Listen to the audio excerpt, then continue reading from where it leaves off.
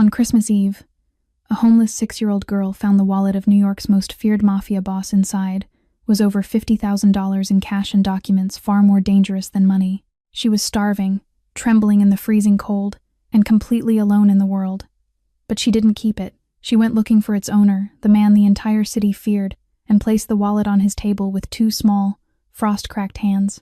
And when that man asked her why she hadn't taken it, the little girl simply looked up at him with clear, steady eyes. Because it wasn't mine. That was the first time in 20 years that Dominic Reyes, the mafia boss who feared nothing, had to turn away so no one would see him cry. The morning of Christmas Eve arrived without mercy. Under the Brooklyn Bridge, where the wind cut through concrete like a blade, Maya opened her eyes to a world that had never once been kind to her. She was 6 years old. She had been 6 years old for exactly 1 day. The cardboard beneath her was damp, softened by the cold that seeped up from the ground overnight. Snow had fallen during the night, not the soft, magical kind that children pressed their faces to windows to watch, but the kind that turned gray the moment it touched the city, dirty and indifferent. A thin layer of it had settled on the edge of her blanket, which was not really a blanket at all, but a flattened paper bag she had found behind a diner 3 weeks ago.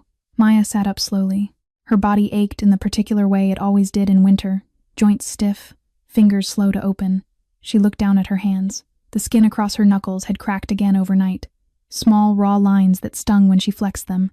Her shoes, once white, now the color of wet pavement, had a hole at the left toe. She had stuffed newspaper inside 2 nights ago. The newspaper was gone now, dissolved into nothing. She reached beside her and picked up the only thing she never left behind. The doll had 1 eye. The other had been lost somewhere in the months before the bus, before the streets, before everything. The remaining eye was brown, the same shade as Maya's own, and it stared up at her with the kind of patience only cloth and thread can manage. Maya held it against her chest for a moment, not because she was a child who still believed in dolls, but because it smelled, very faintly, of something she could not name. Something warm, something that belonged to a different life. Tucked beside the doll was a small notebook, its cover warped from moisture. Maya did not open it. She knew every page by heart. On the 3rd page, drawn in unsteady pencil lines, was a house with a window and a curl of smoke rising from the chimney. In front of the house stood 2 figures, one tall, one small, their hands connected by a single line drawn between them. She had not added to the drawing in weeks. She was afraid that if she tried, she would not be able to remember the exact shape of the tall figure's hair.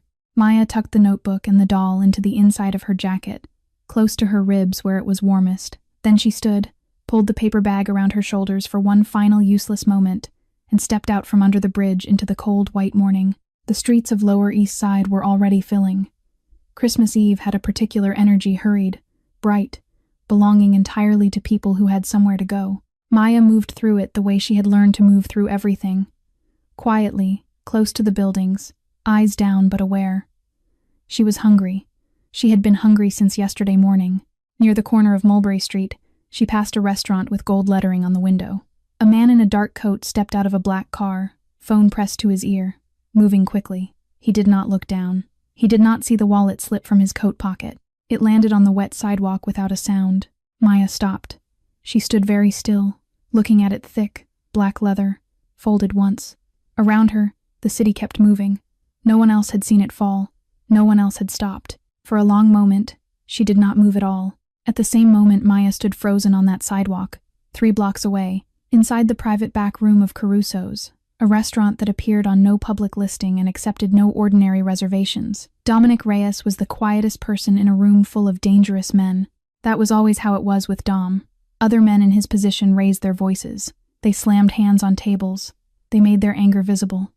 They performed power the way actors performed grief broadly, for the people in the back rows. Dom had never needed to perform anything. He sat at the head of the long table in his dark suit, one hand resting loosely on the surface, and said very little. The men around him, 6 of them, each with their own histories of violence and calculation, watched him the way people watch a weather system. Not because they wanted to, because they could not afford not to. He had not smiled in this room in a long time. Outside the frosted window, Christmas Eve was doing what Christmas Eve always did in this part of the city, stringing lights between fire escapes, filling the street with people who walked faster and laughed louder, and seemed to belong to a world running on a different current entirely. Dom watched it without expression. The cold glass held a faint reflection of his face. He looked at it briefly, then looked away. There had been a year, a long time ago, when Christmas had meant something to him, when he was not yet this version of himself. His sister Lucia used to wake before sunrise on Christmas morning and sit by the window of their apartment on Hester Street, watching the snow come down over the rooftops, her small face tilted upward with a kind of wonder he had never been able to explain or replicate in himself. She had been 7 the last Christmas she was alive. He had been 17 and already becoming something else. He did not allow himself to think about Lucia often. It was not productive. It changed nothing.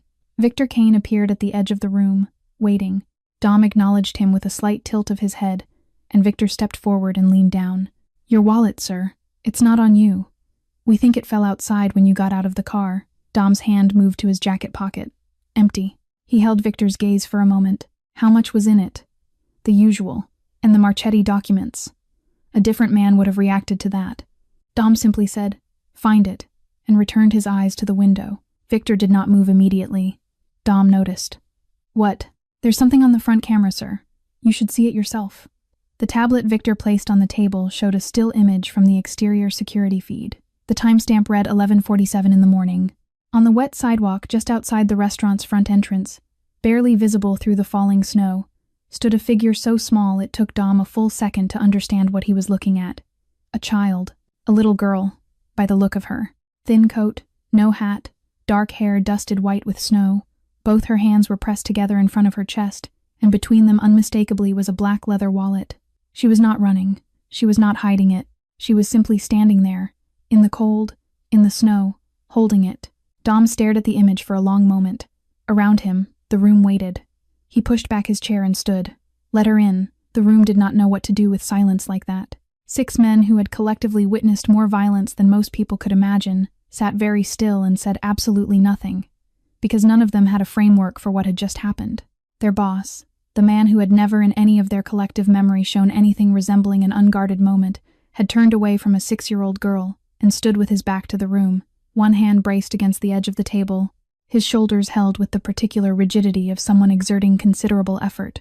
Victor Kane stood near the door with the expression of a man who had decided, firmly and finally, that he had not seen anything. 10 seconds passed, perhaps 15. Then Dom straightened. He turned around. Whatever had crossed his face was gone. What replaced it was the expression, the room recognized, composed, unreadable, present. He looked at Maya, as though seeing her clearly for the first time, which in a certain sense he was. She looked back at him without flinching. That was the thing about Maya that no one in that room could entirely account for. She stood in the center of a space that had made grown men sweat through their shirts, surrounded by people who carried weapons and used them. And she was not afraid. Not performing bravery. Children performing bravery look around to see if anyone is watching. Maya was not looking around. She was looking directly at Dom with eyes that were simply, plainly steady. The way a person looks when they have already survived the thing they were most afraid of, and discovered that fear, in the end, is just weather. Dom pulled out the chair nearest to her and sat down, bringing himself closer to her height.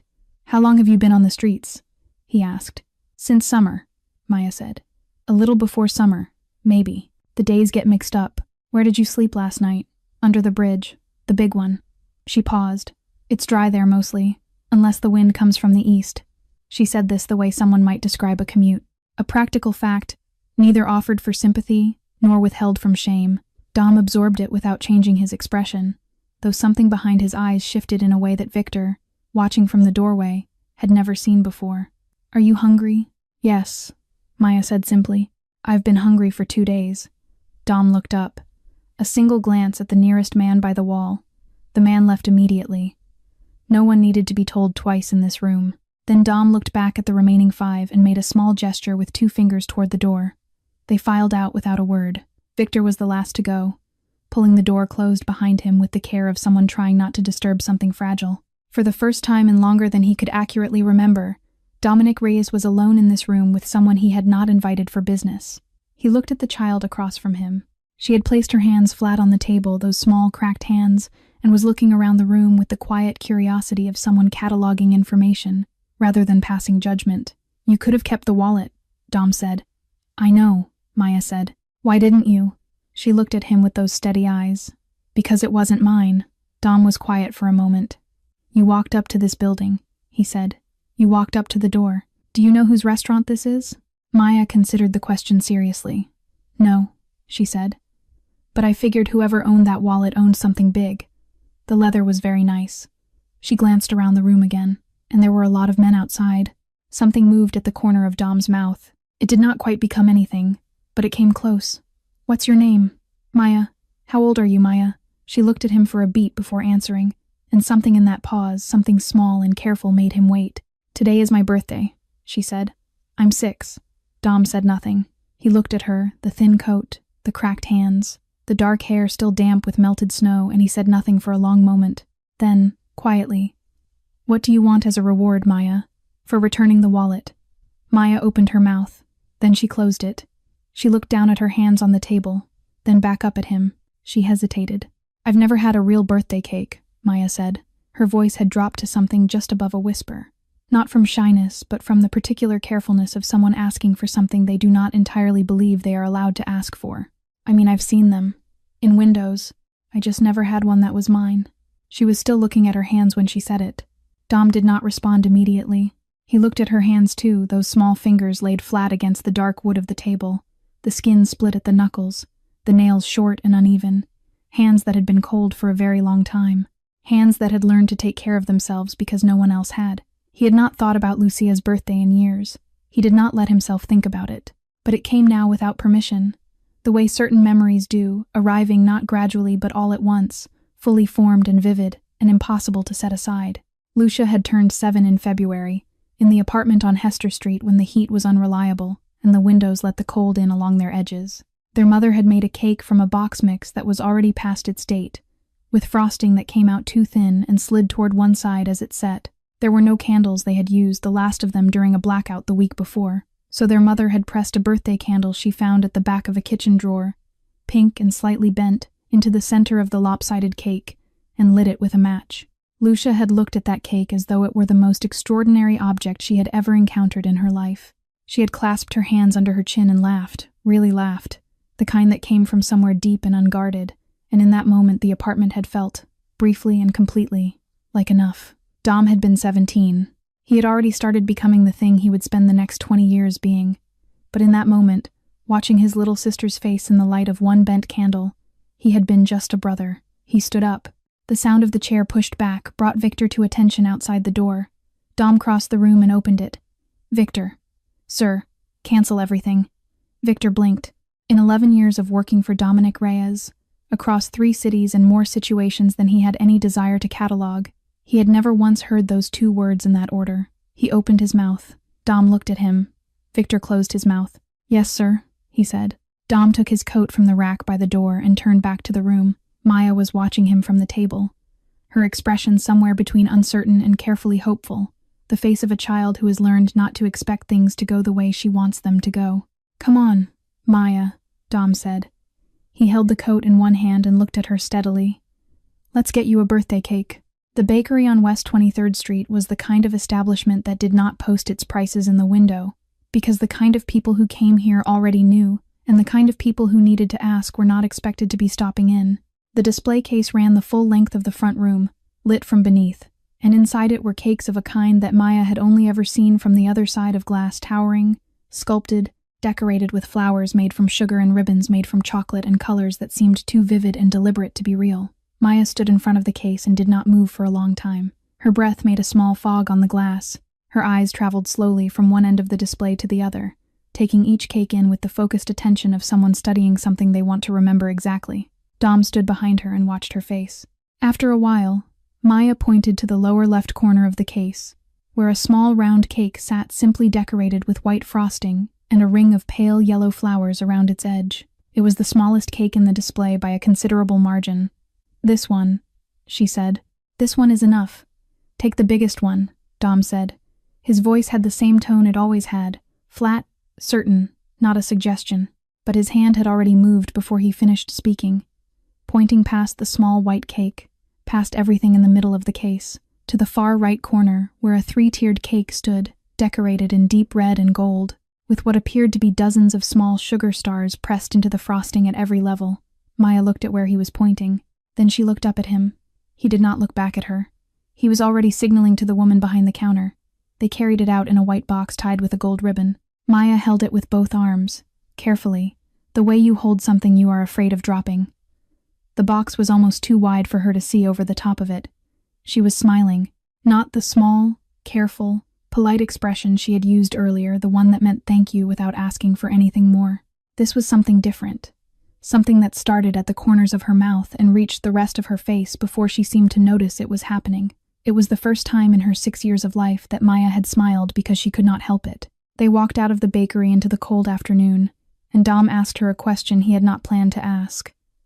"What else do you want to do today?" Maya looked up at him. "Anything," he said. "It's your birthday." She thought about it seriously before answering. She wanted to go inside a toy store without being asked to leave. She wanted to sit somewhere warm all the way through. She wanted to see the big Christmas tree she had heard people talk about. 3 things. She did not ask for more. The toy store on 5th Avenue was 3 floors of noise and color and children pulling at parents' sleeves. Maya walked in and stopped just past the door, taking it in without moving. Dom told her she could choose anything she wanted. She took her time. She passed the dolls, past the expensive remote-controlled cars, past the towering building sets. She stopped at a small craft section near the back and stood looking at a simple set, colored pencils, watercolors, a hardcover sketchbook, packaged together in plain cardboard. "This one," she said. Dom looked at the shelves around them. "You can have anything in the store, Maya." "I know." She looked down at the box. "I want to draw memories. I'm scared I'll forget my mother's face." Dom turned away. He stood facing a shelf he was not seeing, his shoulders rigid in the particular way they went when something bypassed every outer layer of him and reached the part underneath. Behind him he heard Maya carefully balance the drawing set on top of her cake box with both hands. He turned back. "We'll take it," he said. His voice came out even. They ate at a warm restaurant near the park. Maya ordered soup, and when it arrived, she held her hands around the bowl for a long moment before lifting her spoon, feeling the warmth come through the ceramic. She ate slowly. She closed her eyes between spoonfuls. Dom watched her and said nothing. Partway through the meal, Maya set her spoon down and looked at him with the same directness she had shown since the moment she walked into that back room. "Why does everyone fear you?" At the table near the entrance, one of Victor's men went very still. "Because I've done things that make people afraid," Dom said. "Your eyes look sad," she said. "Are you sad?" "Sometimes," he said.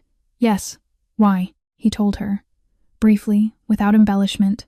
"A sister. 7 years old. An illness that should not have been fatal. A boy of 17 who became, in the years that followed, someone Lucia would not have recognized." Maya listened without interrupting, her soup cooling in the bowl, her eyes steady on his face. When he finished, she did not offer the quick rehearsed condolences adults used to fill space. She was quiet for a moment.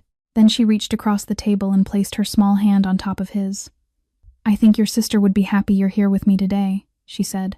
Dom looked down at her hand resting on his knuckles, those small fingers, still rough at the edges, set there with complete and deliberate gentleness. He did not pull away. Rockefeller Center in the last hours of Christmas Eve was the closest thing New York had to a shared dream. The crowds moved slowly here, pressed together but unhurried, faces tilted upward toward the tree that rose above them, enormous and blazing, tier upon tier of light climbing into the cold, dark sky, its highest point disappearing into the low clouds as though it had no ending.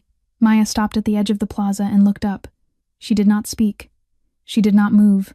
The crowd flowed around her on both sides like water around a stone, and she stood in the middle of it with her cake box held against her chest, and her new sketchbook tucked under one arm, and her face completely open in a way it had not been at any other point in the day. The careful watchfulness was gone. The practiced stillness she used to move through the world unnoticed, gone. She was simply a child looking at something extraordinary, and for the length of that moment she looked exactly like what she was, 6 years old. Seeing this for the first time, Dom stood a few feet behind her and watched. Lucia had stood like that at the window of the Hester Street apartment on winter mornings, her forehead pressed to the cold glass, watching the snow come down over the rooftops with that same quality of absolute attention, as though the world outside the window was performing something specifically for her, and she owed it her full presence in return. He had forgotten that. He had not forgotten it. He had put it somewhere he did not go.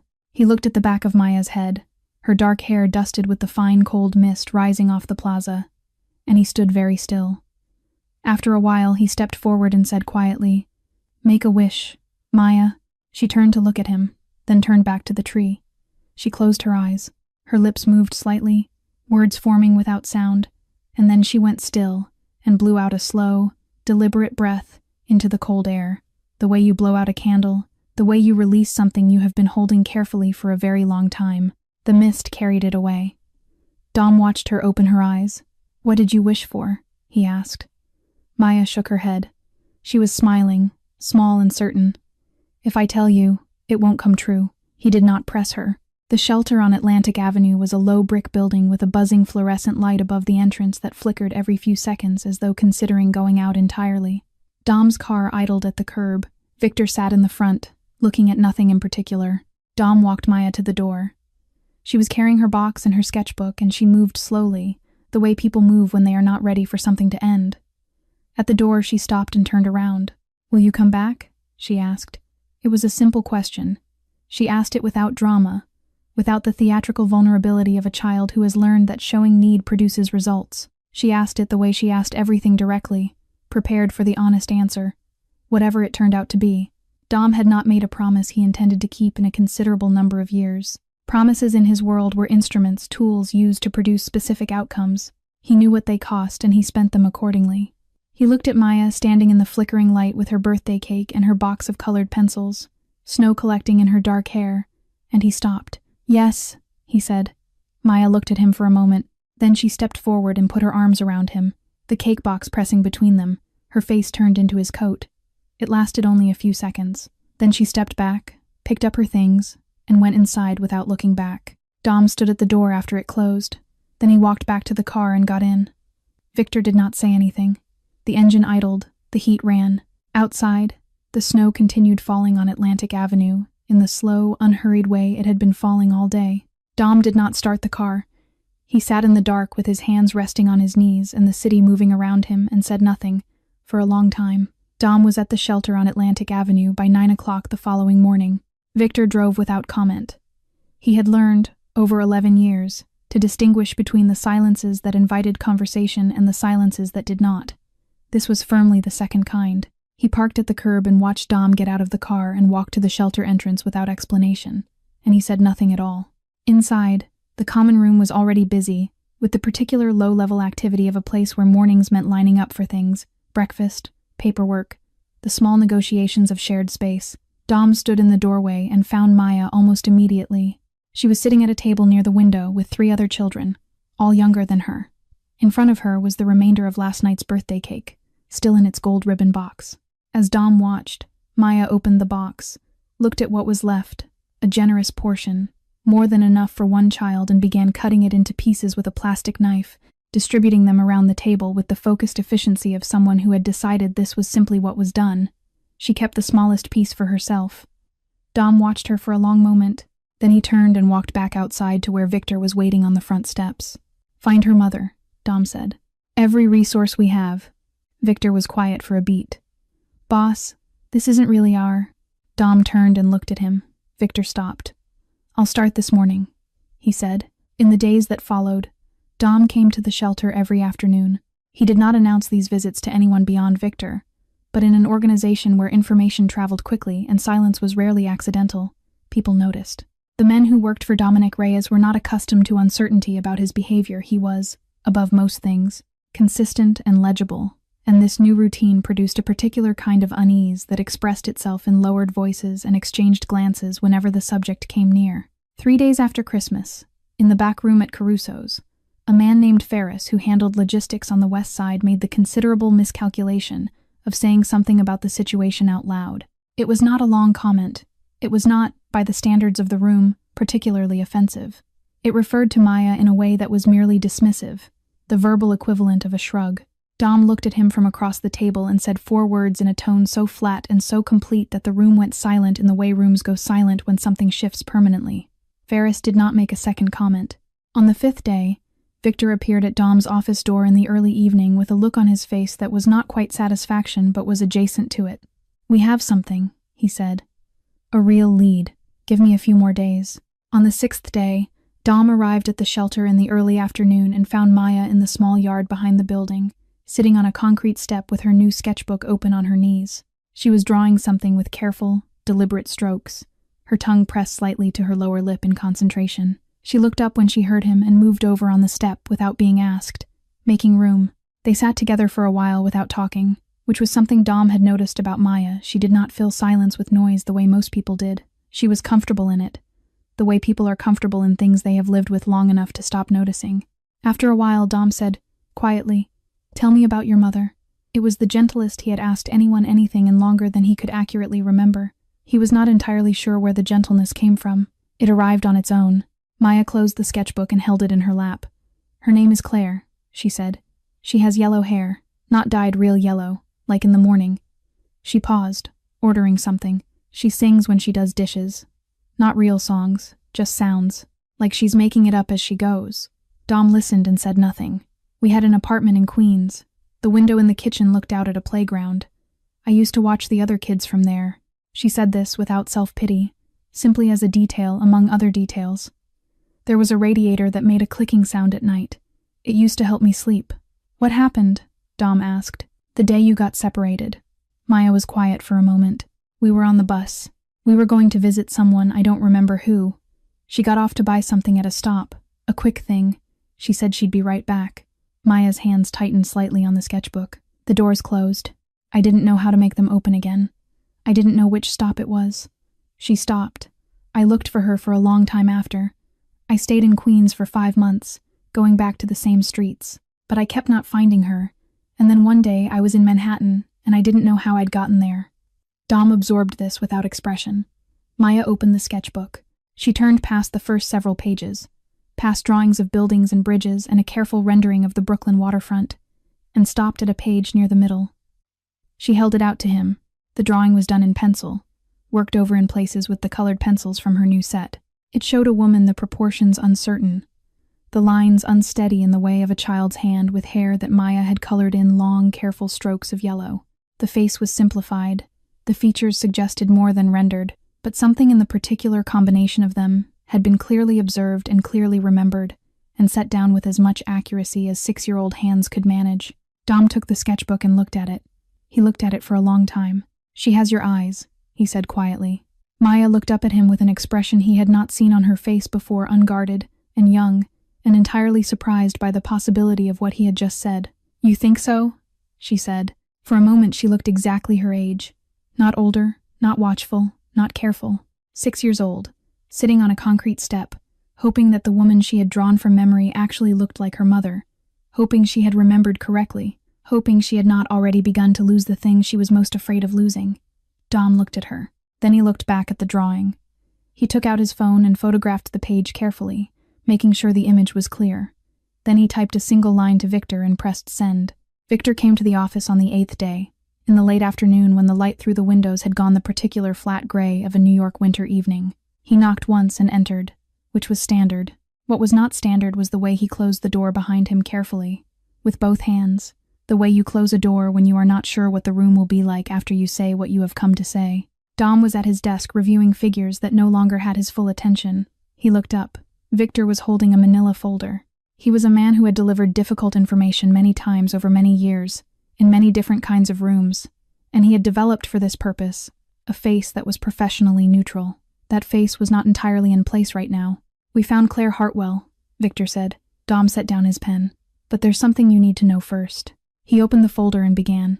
"Claire Hartwell, 26 years old, currently residing at a transitional shelter in Sunnyside, Queens, employed intermittently before the separation, a part-time position at a printing shop on Northern Boulevard.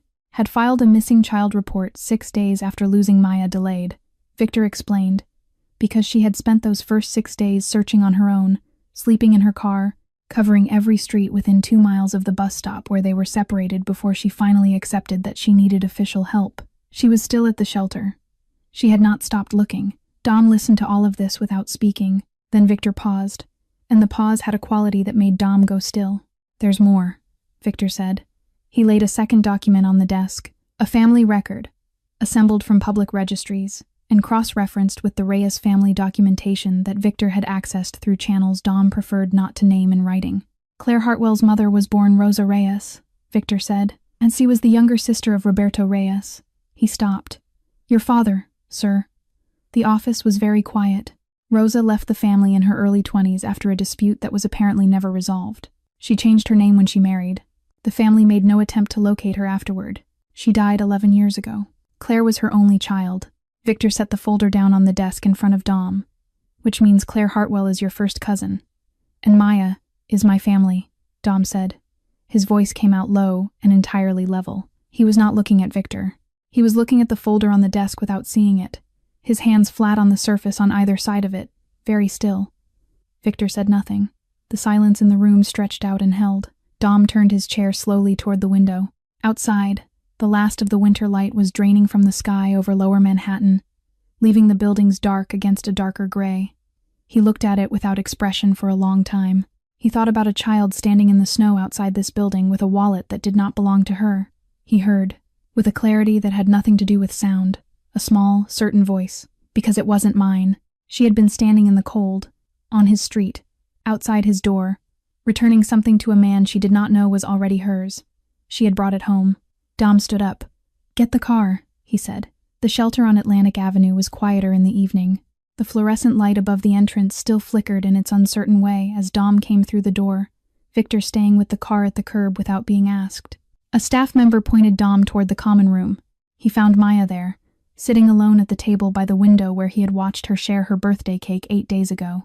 The sketchbook was open in front of her, but she was not drawing.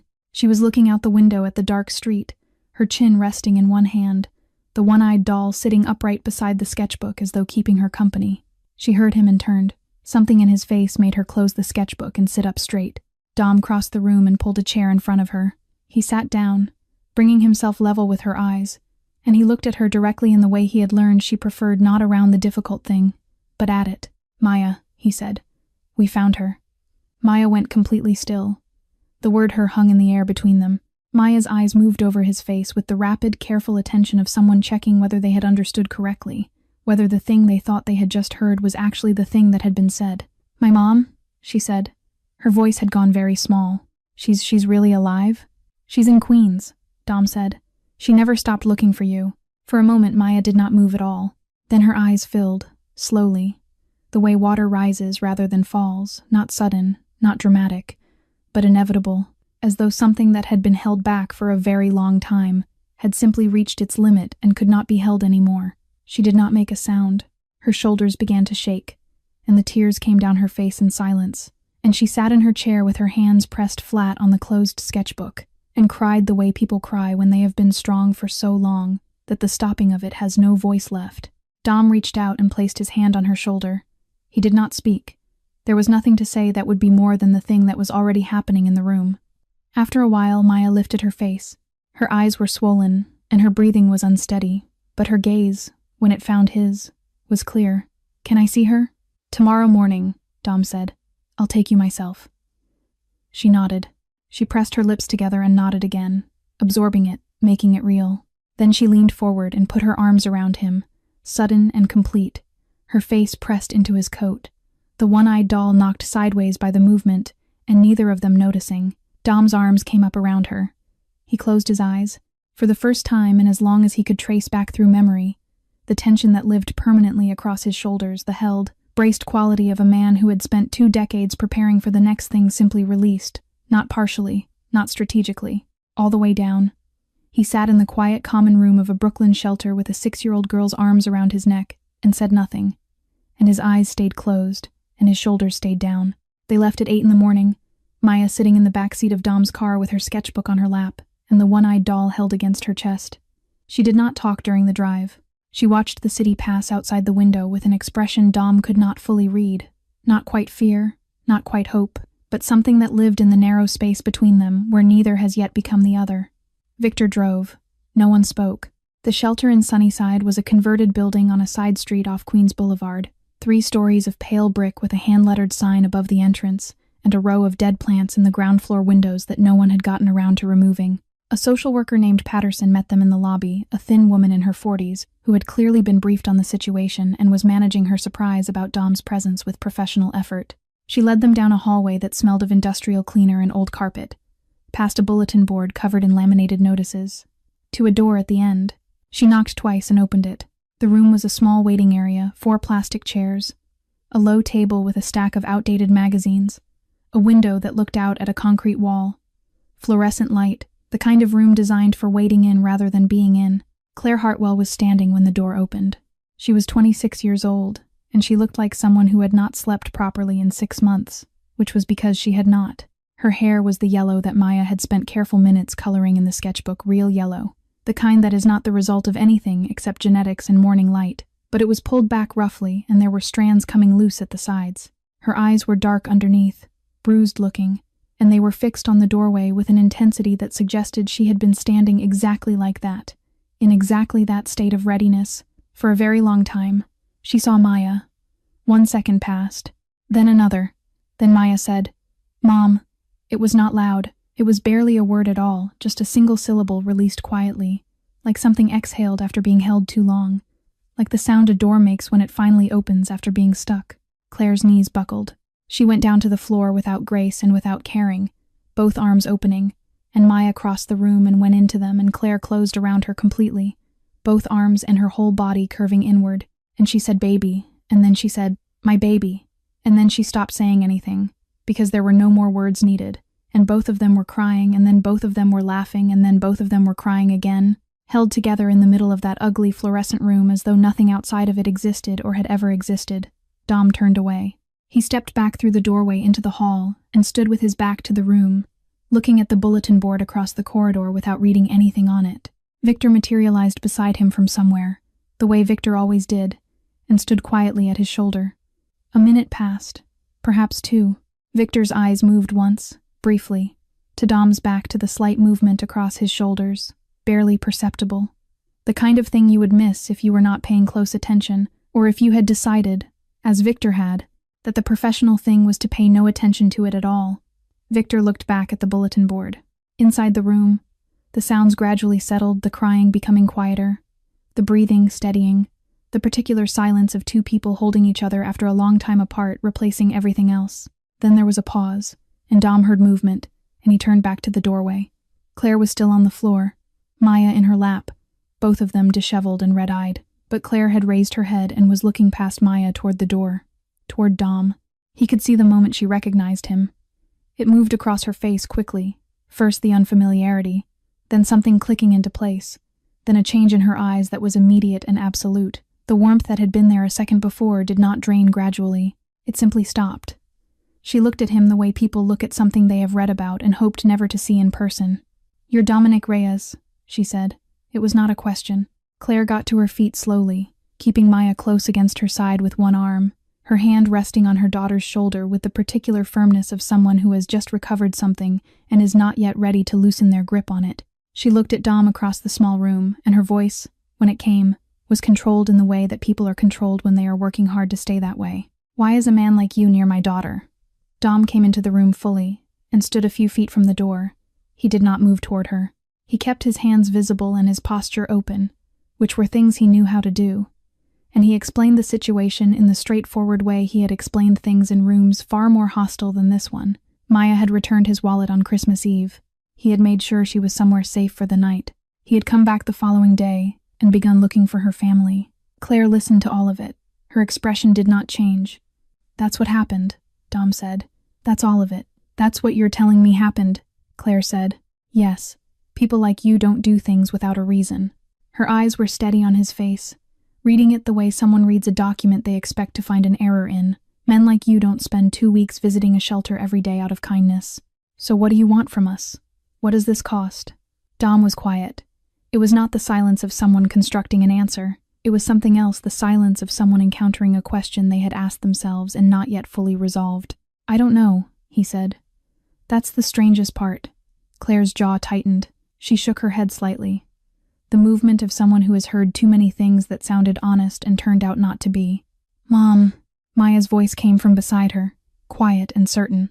Claire looked down. Maya was looking up at her with the expression Dom had come to recognize, the one that was not asking permission, simply offering something true. "He's good. His eyes are sad, but he's good. He kept his promise. He came back every day." Claire looked at her daughter for a long moment. Then she looked back at Dom. Something shifted fractionally in her expression, not softening exactly, but a slight change in the quality of her attention. The difference between a door that is locked and a door that is locked but being reconsidered. She saw something in his face. Dom was not attempting to conceal anything. which was itself unusual for him. And perhaps that was what she was seeing, the absence of performance, the absence of the careful management he applied to most human interactions. Whatever was there was simply there. It did not make her trust him, but it made her look at him differently than she had 30 seconds ago. "I can't have someone like you around her," Claire said. Her voice had lost some of its edge, but none of its resolve. "I don't know what you're involved in. I don't know what that means for her safety. I need to protect my daughter." "I understand," Dom said. He picked up his coat from the back of the chair and stood. There was no argument in him. She was not wrong, and he knew it. And pressing against a boundary that was there for legitimate reasons was not something he was willing to do. He was almost at the door when he heard quick footsteps behind him, and then small fingers closed around his hand. Maya had crossed the room without either of them noticing her move. She was looking up at him with an expression that was entirely serious. "You'll still come back, right?" she said. "You promised." The room was very quiet. Dom looked at Maya's hand around his. Then he looked up at Claire. She was watching him with her arms crossed and her chin level, and she was also watching Maya the way Maya was holding on. The way Maya was looking at him, and whatever calculations were running behind her eyes were complicated ones. Dom held Claire's gaze and waited. Claire looked at her daughter. She looked at Dom. She looked at the doorway, as though consulting something beyond it. Then she exhaled. "Fine," she said. The word came out flat and carrying no warmth whatsoever. "But I'm watching." 3 days after the reunion, Dom asked Claire to meet him alone. He chose a coffee shop on Northern Boulevard, 2 blocks from the Queen's Shelter neutral ground, public. Nothing that could be interpreted as an attempt to control the environment. He arrived first and took a table near the window and ordered nothing and waited. Claire came in exactly on time, which told him something about her. She had left Maya with a staff member at the shelter she trusted. She sat down across from him without taking off her coat, which told him something else. She ordered a coffee when the server came. Dom ordered one too, though he did not intend to drink it. It gave the table a shape that was easier to talk across. He placed the folder in front of her without preamble. "Before I explain anything," he said, "I need you to read this." Claire looked at the folder, then at him. She opened it. She read the way people read when they are trying to stay ahead of what they are reading, quickly at first, then slower as the information began to require more from her. Dom watched her eyes move across the pages. He watched her reach the family record, the birth certificates, the cross-referenced names. He watched her hand, which had been resting flat on the table, close slowly into a loose fist against the surface. She turned the last page and stopped. For a moment she did not move. "Rosa Reyes was my grandmother," she said. Her voice was very quiet. "Yes, she was your father's sister, his younger sister. She left the family when she was in her mid-20s.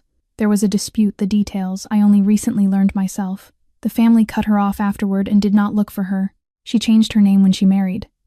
After that, she was simply gone, as far as anyone on our side was concerned." Claire was staring at the page. "My mother never talked about her family. Not once. I asked her when I was young and she said there was no one, that it was just the 2 of them." She stopped. "I didn't know any of these people existed." "Neither did I," Dom said. "We were both kept in the dark by people who chose pride over family and then let that choice calcify into silence over 30 years until it became the same thing as fact." The coffee shop moved around them, the ordinary sounds of a Wednesday morning, cups and conversation, and the bell above the door. None of it entered the particular stillness at their table. Claire looked at the folder. She looked at Dom. She was doing what she had done in the shelter room, reading him, carefully, looking for the thing she expected to find.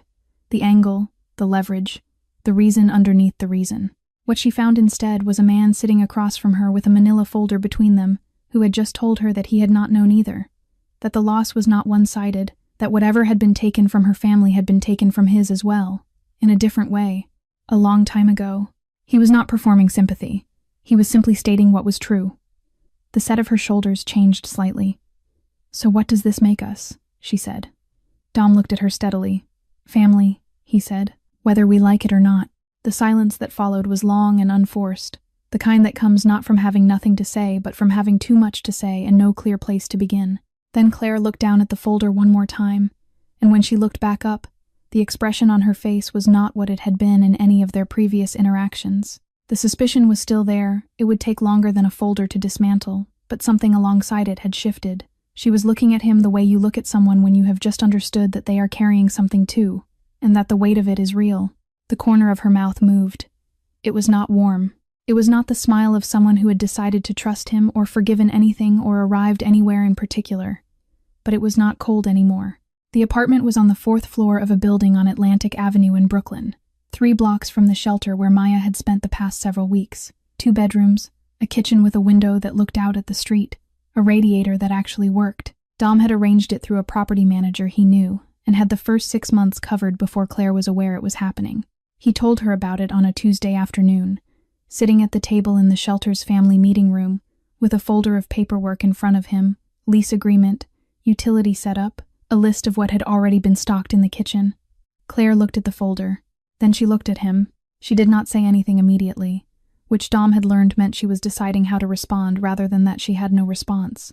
He continued, because he had prepared for this conversation and had more to cover. He mentioned a contact at an administrative firm in Midtown who was looking for someone detail-oriented and reliable. He mentioned an elementary school 4 blocks from the apartment with a good record and a rolling enrollment policy. He mentioned a woman who did childcare in the building on Tuesday and Thursday evenings if Claire needed coverage. He set a second, smaller folder on top of the first. Claire looked at both folders on the table between them. When she spoke, her voice was very controlled, which was the thing that should have told him the control was costing her something. "You think money fixes everything?" she said. Dom started to respond. "You spend your life destroying people." Her voice had moved past controlled now and into something that had real heat underneath it. You build something out of fear and violence, and you decide one day that you're going to do the opposite of that, and it all balances out? You think you can arrange an apartment and a job and a school schedule, and that makes any of this. "I'm not trying to save anyone," Dom said. "Then stop deciding things for us." She was on her feet now, her hands flat on the table, and her voice had lost all its management entirely. "We are not one of your operations. We are not a problem you can solve by throwing resources at it. You don't get to walk into our lives and reorganize them because it makes you feel better about whatever it is you're trying to make up for." The door opened. Maya stood in the doorway in her socks, the one-eyed doll hanging from one hand, her eyes wide and very still. The room stopped. Claire and Dom both turned to look at her at the same moment. Neither of them spoke. Maya looked at her mother. She looked at Dom. Her expression was not the expression of a child who was startled by raised voices because raised voices were unfamiliar. It was the expression of a child for whom raised voices had always meant the end of something: safety, stability, the brief and fragile sense that things might be all right. "Please don't fight," she said. Her voice was quiet and steady, and it was shaking. "Not like this." Claire sat down. She pulled Maya against her and closed her eyes. One hand pressed to the back of her daughter's head, and she breathed. Dom turned away from both of them. He stood facing the window, looking at the street below, the ordinary Tuesday afternoon continuing outside the glass. The silence in the room was the kind that comes after something breaks, not irreparably, but visibly, in a way that requires acknowledgement. "You're right," Dom said. He said it to the window, his back still to the room, his voice low and without inflection. "I'm sorry." He had said those 2 words before, in his life, in various contexts and combinations. He had said them as instruments, as tools deployed to produce specific outcomes in specific situations. He was aware of the difference between that and this, and the difference was that this time the words arrived before he had decided to say them, from somewhere that was not the part of him that calculated. It was the first time in as long as he could trace back that Dominic Reyes had apologized to anyone, and meant it in his bones. Dom was in the small office the shelter had lent him use of for the afternoon. Going through paperwork he was not really reading, when he heard a knock at the door. Claire stood in the hallway. She had her arms crossed but loosely, not defensively, the posture of someone who is cold rather than guarded. She looked at him for a moment. "Maya's asleep," she said. "Can I come in?" He stepped back from the door. She came in and sat in one of the 2 chairs against the wall, and Dom sat in the other, and for a moment neither of them spoke. The building had gone quiet around them in the way shelters go quiet after 10 o'clock, not silent, but settled, the particular hush of a place where people are trying to rest. "I owe you an explanation," Claire said. "You don't. I want to give you one anyway." She looked at her hands in her lap. "I'm not angry at you. I've been telling myself I am. But that's not. It's easier to be angry at you than to deal with what I'm actually feeling, which is that I needed help and I couldn't provide for my own daughter and a stranger did what I couldn't." She stopped. "I'm angry at myself for needing it." Dom was quiet for a moment. "There's no shame in that," he said. "I needed help too. I just didn't know it until a 6-year-old showed up at my door with my wallet and looked at me like I was a person instead of a problem to be managed. Claire looked up at him. I had everything organized, Dom continued. Everything accounted for. I'd spent 20 years building something I thought was sufficient, and I didn't understand that sufficiency and having something to live for are not the same thing. He paused. She showed me that in about 4 hours. Without trying. They talked for a long time after that. Not about folders and lease agreements and job contacts, but about the actual things, what Claire needed and what she didn't, where Dom's help was useful and where it became control, what the boundaries were and why they mattered. Claire was precise about what she wanted, which Dom respected. He was honest about his own tendencies, which surprised her, visibly. By the time she stood to leave, something between them had rearranged itself into a shape that could hold weight. In the morning, Maya appeared at the office door with her sketchbook open to a new page, holding it out with the expression of someone presenting something they are quietly proud of. The drawing showed 3 figures standing in front of a house. On the left, a woman with long yellow hair. In the middle, a small girl. On the right, a tall figure in a dark jacket, rendered with the careful detail Maya reserved for things she wanted to get right. This is home, Maya said. Dom is part of home. Dom took the sketchbook and looked at the drawing. He had seen himself in photographs, in mirrors, in the expressions of people across tables from him. He had never seen himself like this, standing in front of a house, in a child's pencil lines, between 2 people, in a context that had nothing to do with fear or power, or the particular world he had built and inhabited for 2 decades. He looked like someone who belonged somewhere. He was not prepared for what that felt like. Claire leaned over and looked at the drawing from beside him. She did not speak. She looked at the yellow-haired figure, the small girl, the tall man in the dark jacket. She looked for a long moment. She did not reach for a pen. Dom looked at Maya. "Can I keep this?" he asked. Maya considered it with the seriousness the question deserved. Then she nodded, with the particular generosity of someone who has decided that a thing they made is better used by someone else. Dom carefully removed the page from the sketchbook and folded it once, and put it in the inside pocket of his jacket, close. The months that followed did not transform anyone overnight. They simply accumulated. The way months do, one ordinary day after another, each one slightly different from the one before, until enough of them had passed, that the shape of things had quietly and permanently changed. Claire started work in February at the administrative firm Dom had mentioned, having contacted them herself, on her own terms, after spending 2 weeks researching the company independently and deciding it was somewhere she could be without feeling owned. She was good at the work in the way people are good at things when they have spent years developing competence out of necessity. Her supervisor told her after 6 weeks that she was the most organized person in the office. Claire came home and told Maya, and Maya made her a certificate on a piece of sketchbook paper that said, "Most organized," in official-looking letters, decorated with stars. Maya started school in the same week, at the elementary school 4 blocks from the apartment. The first morning, she stood on the front steps in a new coat, dark blue, with a hood, and looked at the building with the expression Dom had come to know as her processing face. Then she went in. By the 3rd week, she had 2 friends. By the 5th week, she had been elected. By a democratic process Dom found disproportionately moving when Claire described it, to feed the class fish on Fridays. She came home every day with things to report. Dom's own changes were quieter and less linear. He did not walk away from what he had built. It was not that simple, and he was not going to pretend otherwise. But the weight of it redistributed over those months in ways that Victor noted without commenting on. Meetings that would once have consumed entire evenings were condensed. Decisions that Dom had previously kept entirely to himself were delegated.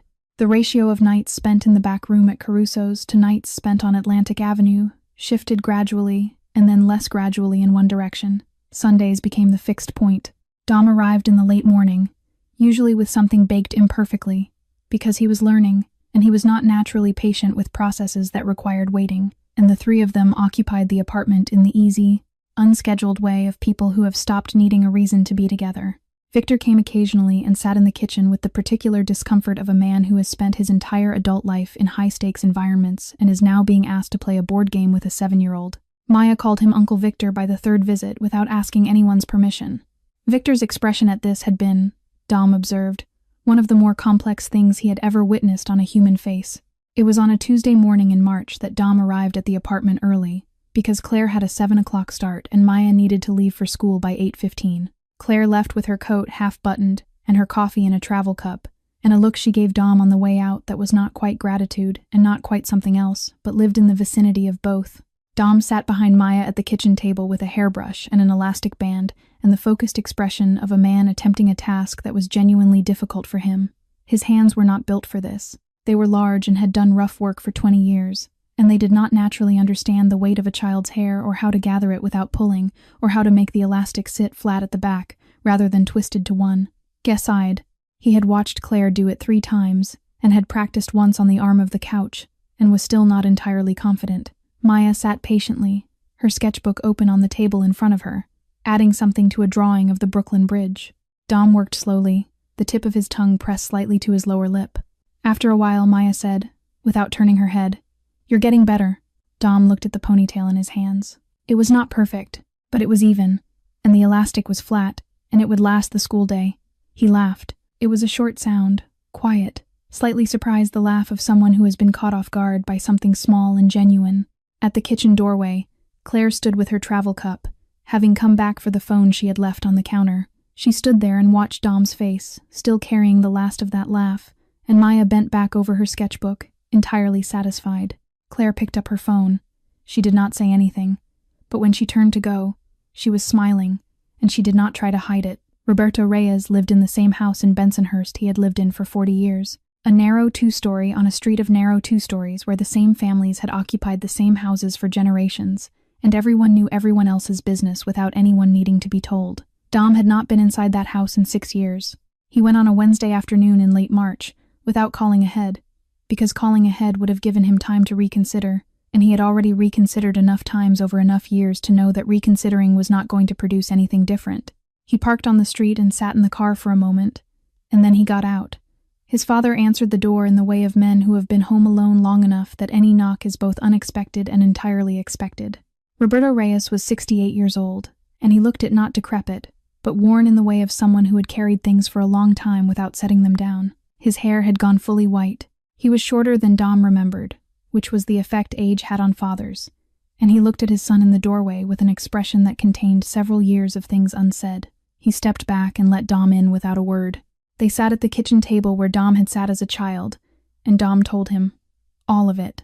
Rosa, the family record Victor had assembled, the years she had spent cut off and uncontacted, and finally died without anyone from this house attending or even knowing. Claire, 26 years old in a Queen's shelter, raising a daughter alone without knowing she had family 3 boroughs away. Maya, 6 years old on a sidewalk in the snow, returning something that didn't belong to her with both hands. Roberto listened to all of it without interrupting. He sat with both hands wrapped around a coffee cup he had stopped drinking from early on, and he listened, and his face moved through things Dom could not fully catalog. When Dom finished, the kitchen was quiet for a long time. "I was wrong," Roberto said.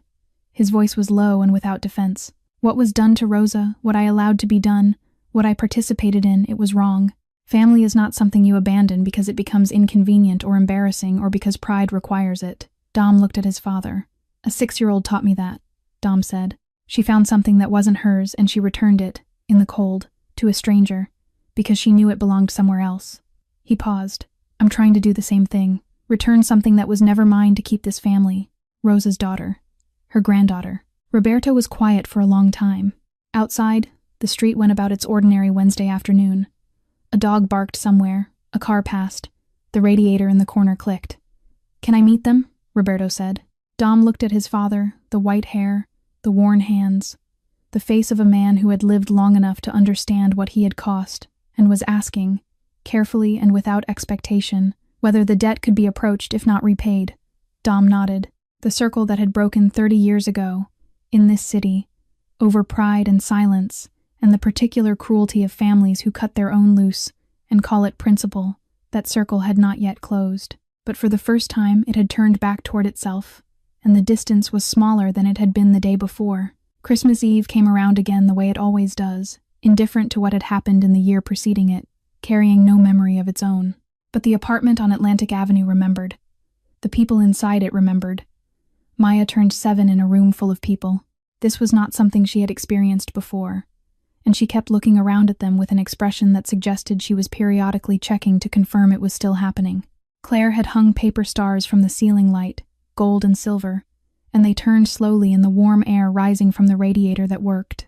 The table held food that people had brought. Roberto had arrived an hour early with a dish his mother used to make, moving around Claire's kitchen with the careful courtesy of a man who was aware he was a guest in a place he had not yet earned the right to feel at home in, but was trying.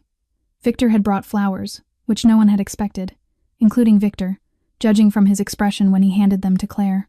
Two cousins Dom had located through Roberto's side of the family sat on the couch with the slightly dazed look of people who had been told, 3 weeks ago, that they had relatives they did not know about, and were now at a child's birthday party in Brooklyn processing this information in real time. Maya sat at the table before the cake 3 tiers, deep red and gold, with small sugar stars pressed into every level, the same cake from the same bakery on West 23rd Street, because Maya had requested it specifically and Dom had not considered any other option.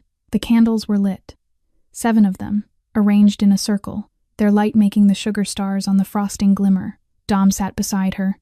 He was not the same man who had sat across from a child in a back room 1 year ago and felt something in his chest break open without warning.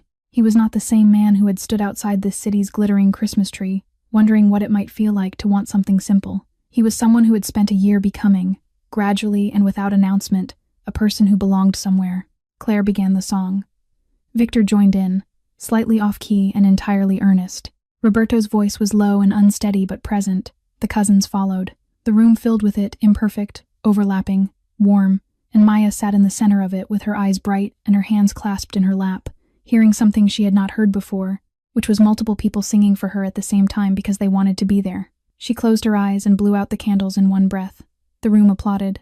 Dom waited until the applause had settled, and the first pieces of cake were being cut. And then he stood. He picked up the glass of orange juice Claire had placed at his seat without being asked, because she had learned that he did not drink at occasions that involved Maya, and he held it in one hand and waited for the room to notice. It did. It always did. "A year ago," Dom said, "a little girl stood in the snow on Christmas Eve and did something that most adults, in my experience, are not capable of. She chose honesty over survival. She had every reason not to, and no particular reason to, and she did it anyway." The room was very quiet now. Roberto's hands were still on the table.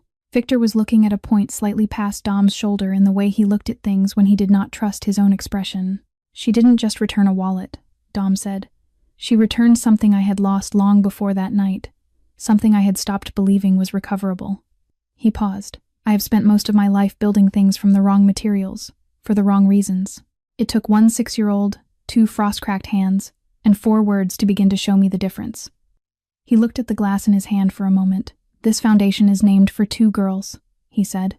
"My sister Lucia, who I could not save, and who deserved a great deal more than she was given, and never stopped being grateful for what she had, and Maya, who saved me without knowing she was doing it, without asking for anything in return, on her birthday, in the snow, because her mother had told her the right thing to do, and she had listened." He looked up. "The Lucia and Maya Foundation, for every child who deserves a warm place to sleep, and a meal that isn't found on a sidewalk, and someone who keeps their promises." He raised his glass. The room was silent for 1 full second. Then Claire brought her hands together, and the sound of it broke the stillness, and everyone followed, and the apartment on Atlantic Avenue was briefly as loud as it had ever been. Maya did not fully understand all of it. She was 7, and some of the words had gone past her, and she would ask Claire later what a foundation was, and Claire would explain it in the way she explained things clearly, without condescension, treating the question as one that deserved a real answer. But she understood the feeling of the room, and she understood the way Dom was looking at her when he sat back down. She had seen that look once before in the story he had told her about Lucia, in the way his voice changed when he said her name. It was the look of someone seeing, in the present moment, something they loved and had thought was gone. Maya got down from her chair. She crossed the room to where Dom was sitting, and she put her arms up, and Dom reached down and lifted her without hesitation, all the way up, and held her against his chest in the middle of the room full of people, in the light of the paper, stars turning slowly overhead. He did not turn away. He did not compose his expression or manage what was on his face. He simply held her, in front of everyone, and let them see it. The last guests left just after 9 o'clock. Roberto was the final one out the door, pausing in the hallway to look back at the apartment with an expression that was still finding its shape, not yet peace, but something oriented in that direction. Dom walked him to the elevator, and they stood together for a moment without speaking, which was more than they had managed in 6 years. And when the doors closed, Dom stood there for a moment before going back inside. The apartment was quiet in the way it only gets after a room full of people has emptied a particular warm stillness that holds the impression of everyone who was just there. Maya had fallen asleep on the sofa before the last guests finished their goodbyes. She was curled on her side with the one-eyed doll pressed against her chest, the same way she had held it under the Brooklyn Bridge 1 year ago. Beside it, tucked under her arm, was the stuffed bear Dom had bought her that Christmas Eve, larger, newer, both eyes present, and accounted for. She had not let go of either. Claire was at the window, looking out at Atlantic Avenue below, the city moving in its quiet late evening way. Dom came and stood beside her. They were silent for a while, which was comfortable now in the way silence becomes comfortable between people who no longer need to fill it with reassurance. "Do you remember asking her what she wished for?" Claire said. "At the tree. Christmas Eve." Dom nodded. Claire smiled, looking at the street below. "She told me, that night, after you dropped her off. She came and found me, and she was very serious about it, the way she gets. And she said she had told me because she trusted me to keep it secret until it came true." Dom looked at her. "She wished for a family," Claire said. "And she wished for you to stop being sad." The room held that for a moment. Dom turned and looked at Maya sleeping on the sofa, the rise and fall of her breathing, the slight furrow she sometimes had between her brows even in sleep, the two mismatched companions held against her chest. He looked at the paper stars still turning slowly from the ceiling light. He looked at the table where the remains of a 3-tiered birthday cake sat in its gold ribbon box. He looked at Claire beside him, her face in profile against the window, the city lights catching the edge of her hair. For the first time in 20 years, there was nothing in Dominic Reyes that needed to be managed or concealed or held back from view. No performance running underneath the stillness, no calculation behind the quiet. Just a man standing in a warm room on Christmas Eve, with the people he belonged to, present in the only way that had ever mattered. Both of Maya's wishes had come true. A year ago, a 6-year-old girl stood in the snow with a stranger's wallet and made the only choice she knew, the honest one. She didn't know she was returning it to family. She didn't know it would change everything. She only knew what her mother had told her, in a voice she was terrified of forgetting. And that voice, carried through 5 months of cold streets and empty nights, had led her here, home, where she had always belonged. And that is where we leave them. Not at a perfect ending, because life does not offer those, and this story has always been honest about what life actually looks like, but at a true one. A room full of warmth on a cold night, a child sleeping safely, 2 people standing at a window, no longer strangers, no longer alone. This story asks us something quietly but persistently. It asks what we do when we find something that isn't ours. Not a wallet, but a moment. An opportunity to be honest when dishonesty would cost us nothing. An opportunity to be kind when no one is watching, and no one would know the difference. Maya was 6 years old and hungry and alone in the snow, and she still chose the honest thing. Not because someone was watching, not because she expected a reward, but because a voice she loved had told her who to be, and she had held on to that voice through everything, and it had brought her home. We carry the voices of the people who loved us. Even when we are afraid, we are forgetting them. Even when the city is loud and the nights are cold and we cannot find our way back, those voices do not leave. They lead us, eventually, to where we were always supposed to be. If this story reached you, if any part of it felt true to something you have carried yourself, we would love to know. What did Maya's choice mean to you? Have you ever held on to someone's voice in a difficult time, the way she held on to her mother's? Or perhaps you have been the person whose kindness, offered quietly and without expectation, changed the direction of someone's life without your ever knowing it. Leave your thoughts in the comments below. We read every one of them, and there is nothing we value more than hearing what these stories bring up for the people who listen to them. Your words matter here. If this story moved you, please consider sharing it with someone who might need it today. A friend, a family member, someone going through a hard season who could use the reminder that honesty still matters, that kindness still lands, that the smallest choices made by the most overlooked people can change everything. And if you are not yet part of our community, please subscribe to the channel and hit the notification bell so you never miss a story. We are here. Share it if you think someone else needs to hear it. And come back, because there are more stories waiting, and every single one of them was made for you. To everyone watching right now, wherever you are, whatever this day has held for you, we wish you good health, genuine joy in the small moments, and the kind of peace that does not depend on everything going right, but simply on knowing you are not alone. Take care of yourselves. Take care of each other. We will see you in the next story.